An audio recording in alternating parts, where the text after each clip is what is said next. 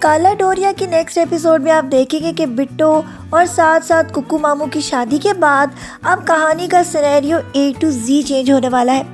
کیونکہ ایک طرف تو منّے میاں اپنی بہن کی شادی کے لیے رشتہ لے آئیں گے اور دوسری طرف ککو ماموں جو کہ بٹو سے شادی کر چکے ہیں، اب وہ اپنی بہن کو منانے کی بھرپور سر توڑ کوشش کرنے والے ہیں، کیونکہ ککو ماموں کو تو یہ بات منظور ہی نہیں کہ اس کی بیوی کے لیے کوئی رشتہ لے کر آئے۔ اب تو صرف بات یہ ہے کہ کس طرح وہ اپنی بہن کے سامنے اس سارے سیکرٹ کو ریویل کر دے کہ اس کے اپنے والد نے اس کے ساتھ اس کا نکاح کروا دیا ہے، اور تنو بھابھی کے لیے یہ بات کسی ایٹامک بام سے کم نہیں ہے، کیونکہ وہ مرتی مر جائے گی لیکن کبھی بھی اس بات کی اجازت نہیں دے گی کہ ککو ماموں کی شادی بٹو پھپھو کے ساتھ کر دی جائے، جبکہ ابھی ایک گرہ اور بھی سلجھانی ہے،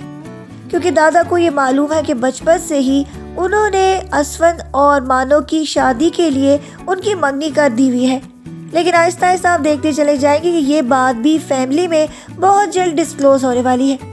اسون کو تو یہ معلوم ہو چکا ہے، لیکن جب وہ مانو سے یہ ساری بات کرے گا تو مانو تو اس بات کو ماننے کے لیے تیار ہی نہیں ہوگی،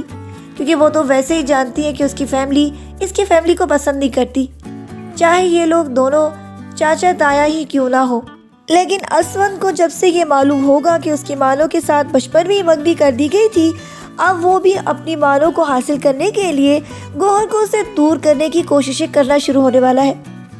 کیونکہ وہ جانتا ہے کہ اب تو